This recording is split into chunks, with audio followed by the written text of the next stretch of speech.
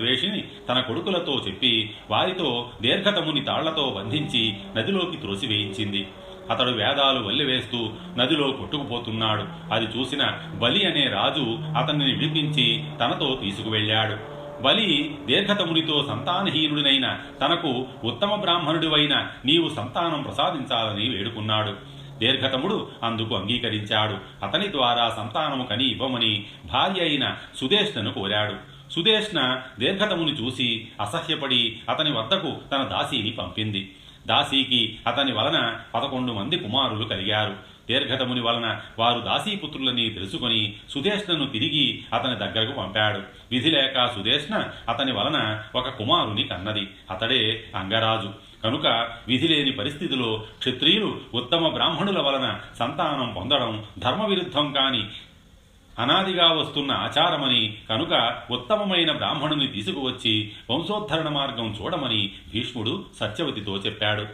భీష్ముని సలహా విన్న తరువాత సత్యవతికి తనకు పరాశరుని వలన కలిగిన వ్యాసుడు గుర్తుకు వచ్చాడు.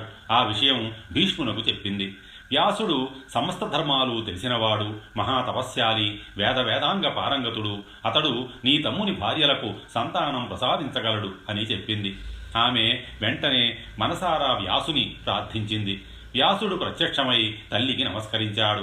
సత్యవతి వ్యాసునకు పరిస్థితి వివరించి దేవరన్యాయం అనుసరించి తనకు మనువులను ఇచ్చి వంశోద్ధరణ చేయమని కోరింది. వ్యాసుడు తల్లి ఆజ్ఞను శిరసావహిస్తానని మాటిచ్చాడు.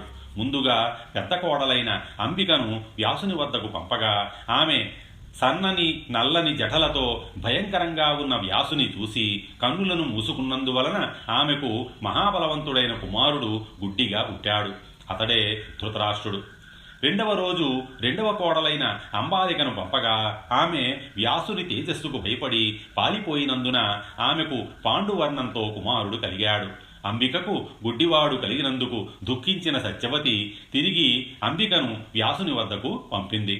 అంబిక అత్తగారి మాట కాదనలేక సమ్మతించిన అందుకు ఆమె మనసు సమ్మతించక తన దాసీని అలంకరించి వ్యాసుని వద్దకు పంపింది.